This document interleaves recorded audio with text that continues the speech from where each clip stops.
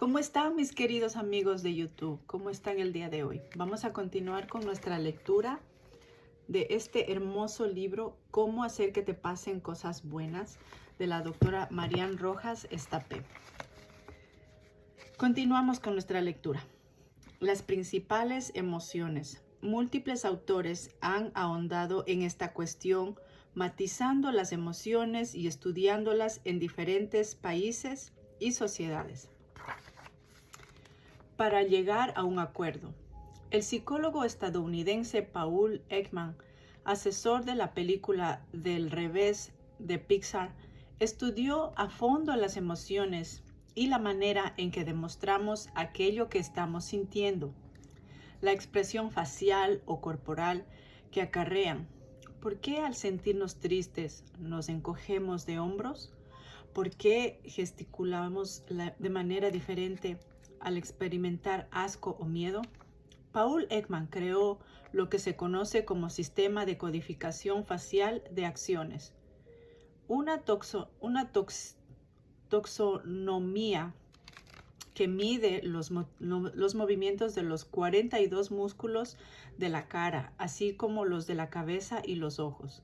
Así estableció en 1972 que había 6 expresiones faciales universales que relacionó con las que para él son las 6 emociones básicas o primarias: ira, asco, miedo, alegría, tristeza y sorpresa. Las moléculas de la emoción. Entramos en un campo apasionante.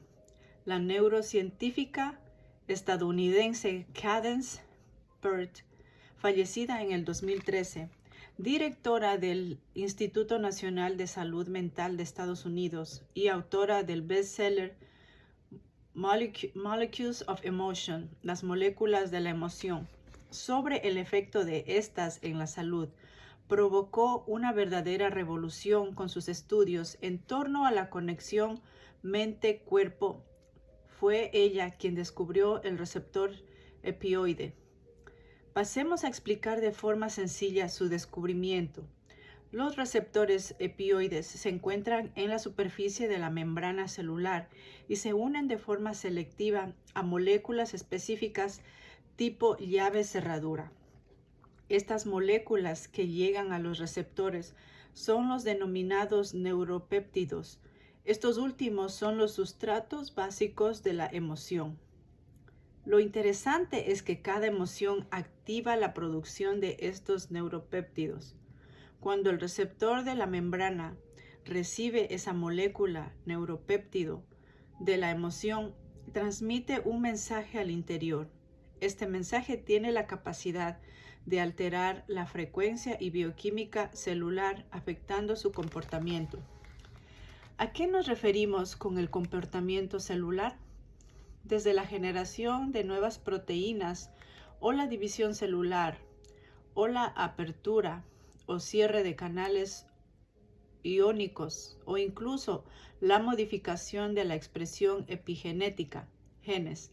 Es decir, estos neuropéptidos actúan como mecanismos que alteran nuestra fisiología, comportamiento e incluso genética.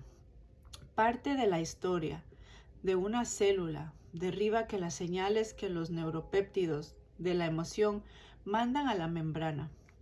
Según palabras de la propia doctora Pert, los neurotransmisores llamados péptidos llevan mensajes emocionales. A medida que cambian nuestros sentimientos, esta mezcla de péptidos viaja por todo el cuerpo y el cerebro. Literalmente están cambiando la química de cada célula del cuerpo. Debido a estos y otros descubrimientos, es considerada la fundadora de lo que hoy se denomina psiconeuroinmunología. La enfermedad está, por lo tanto, asociada de forma ineludible a las emociones. Cuando una emoción se expresa, el organismo responde. Cuando una emoción es negada o reprimida, ésta se queda atrapada, perjudicando seriamente al individuo. Como dice Pert, toda emoción tiene un reflejo bioquímico dentro del cuerpo. Quien se traga las emociones se ahoga. Ya lo dice el refrán español, quien mucho traga al final se ahoga. Durante estas páginas hemos ido descubriendo la importancia que tienen los pensamientos y emociones en nuestra salud y conducta. Veamos un ejemplo concreto. Si alguien me dice, vas horriblemente vestida, yo puedo reaccionar de diferentes formas, respondiendo, tú sí que eres horrible, tragándome toda emoción, quedándome resentida, triste y dándole vueltas. ¿Por qué me habrá dicho esto? Tampoco soy tan horrible. ¿Qué tendrá contra mí? Tendría que haberme vestido de otra manera. También podemos bloquear y anular lo sucedido sin pensarlo, ignorarlo. Responder algo tipo, a mí me gusta, siempre he tenido gustos originales y distintos. Cada respuesta tiene un impacto diferente en el cuerpo, en cada célula y por supuesto en la mente. En el primer caso, cuando respondo de forma impulsiva, directa e incluso un poco agresiva, quizá mi organismo no se altere, pero acabo perdiendo amigos y rompiendo o dificultando mucho relaciones personales. La segunda y la tercera me enferman. Estoy silenciando y bloqueando emociones negativas y eso tiene repercusión sobre mi salud física y psicológica. Freud lo explicaba de esta manera. Las emociones reprimidas nunca mueren. Están enterradas vivas y saldrán a la luz de la peor manera. La última respuesta es la más sana. No siempre es posible actuar y responder de la mejor manera posible.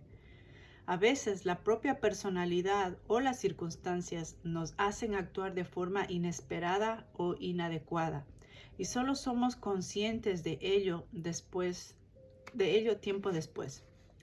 Vivimos en una sociedad que nos incita a bloquear y anular las emociones.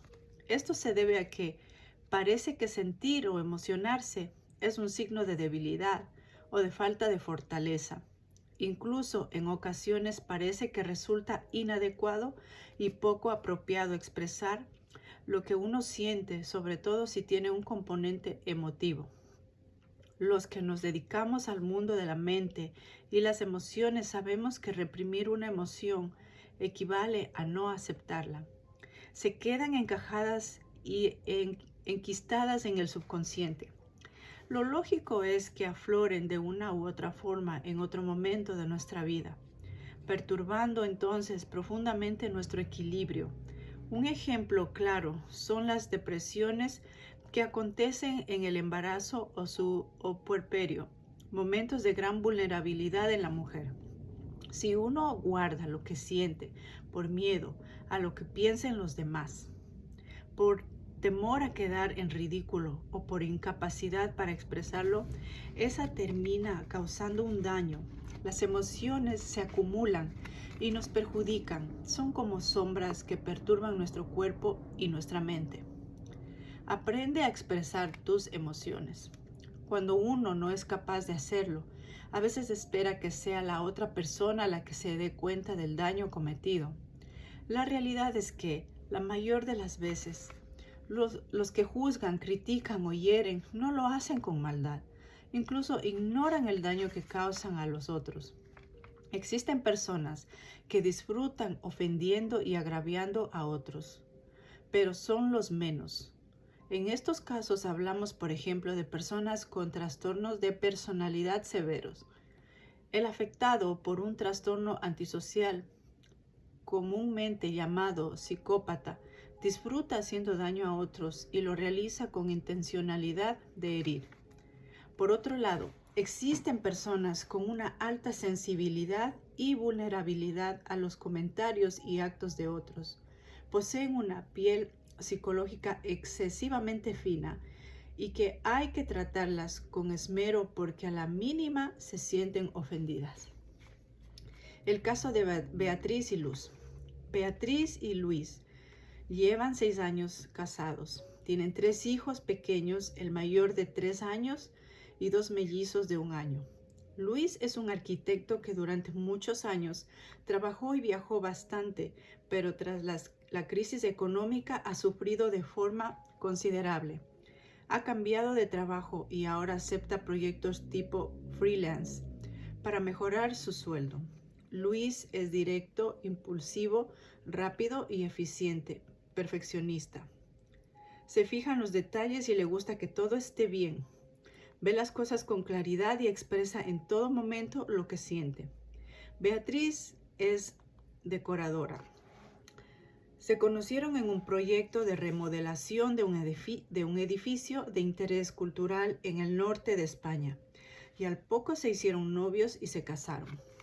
Ella viene de una familia donde es mayor de 4 hermanas. Tiene una relación muy próxima con sus hermanas y su madre. Siempre ha sido muy sensible. Su padre estuvo enfermo muchos años por un problema renal y ella ha ayudado siempre a su madre en todo. Tiende a tragarse todo lo malo que sucede para no preocupar a nadie en exceso. Beatriz acude a mi consulta porque desde hace unos meses, triste, apática y sin fuerzas, lo relaciona con el nacimiento de los mellizos, pero ya han cumplido 1 año y sigue sin levantar cabeza. No consigue disfrutar con nada y en algunos momentos del día, cuando Luis está trabajando, se encierra en su cuarto a llorar. Intenta disimular delante de sus hijos. Cuando su marido vuelve a casa, cansado y ligeramente irritable, cuesta más ganar el dinero. Ve juguetes por el suelo, la casa desordenada y los niños llorando y exige a gritos que todo se ponga en orden rápidamente y que los niños cenen rápido y no hagan ruido porque quiere meterse a un salón a ver las noticias sin nada que le moleste. Beatriz, callada, no dice nada, ordena, limpia, prepara la comida y cuando tiene a los niños acostados solo quiere llorar. Luis no se da cuenta, está en lo suyo, en sus preocupaciones y Beatriz no le dice nada. Nada porque no sabe decirlo, no sabe expresarlo.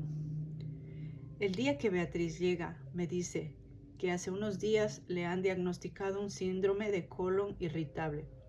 Le realizo una entrevista completa donde me cuenta la historia familiar. Reconoce no haber sabido jamás enfrentarse a su marido ni a nadie cercano para evitar conflictos. Prefiere la armonía aparente a replicar o decir que algo no le parece bien.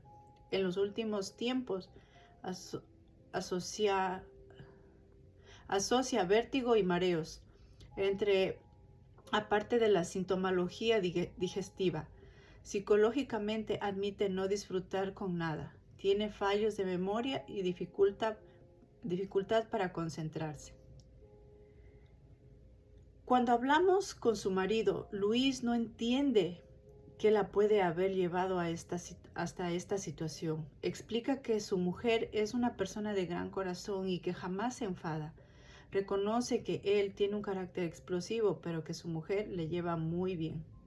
Explicó a cada uno por separado en forma de esquema cómo funciona su mente, sus emociones y sus comportamientos tras los estímulos externos.